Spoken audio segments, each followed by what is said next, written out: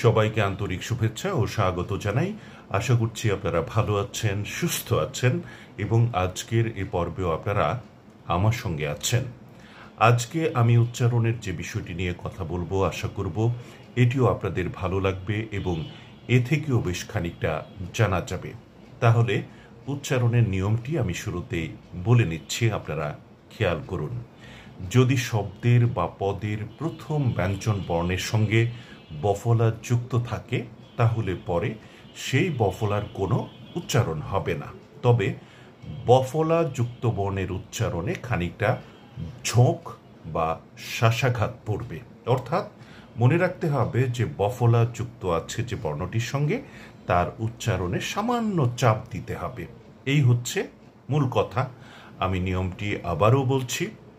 যদি শব্দের বা পদের প্রথম ব্যঞ্জন বর্ণের সঙ্গে বফলা যুক্ত থাকে তাহলে পরে সে বফলার কোনো উচ্চারণ হবে না, তবে বফলা যুক্ত বর্ণটির উচ্চারণে সামান্য শ্বাসাঘাত পড়বে। এই হলো উচ্চারণ সূত্রটি। এবারে আমি কিছু শব্দের কথা বলছি, আপনারা মিলিয়ে নিন।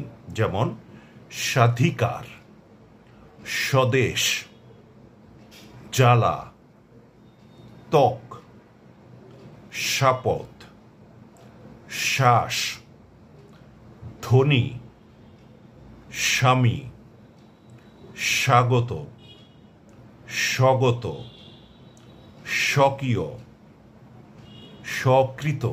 দেখুন, কোনো জায়গাতেই বফলার কোনো উচ্চারণ আসছে না, শুধুমাত্র প্রথম যে বর্ণটি অর্থাৎ বফলাযুক্ত যে বর্ণটি তার উচ্চারণে সামান্য একটু শ্বাসাঘাত, শ্বাসটা একটু জোরের সঙ্গে বের হচ্ছে।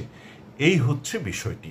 তো আশা করি আজকের বিষয়টি আপনাদের কাছে পরিষ্কার হয়েছে। সবাইকে ধন্যবাদ জানাচ্ছি আমার সঙ্গে থাকার জন্য।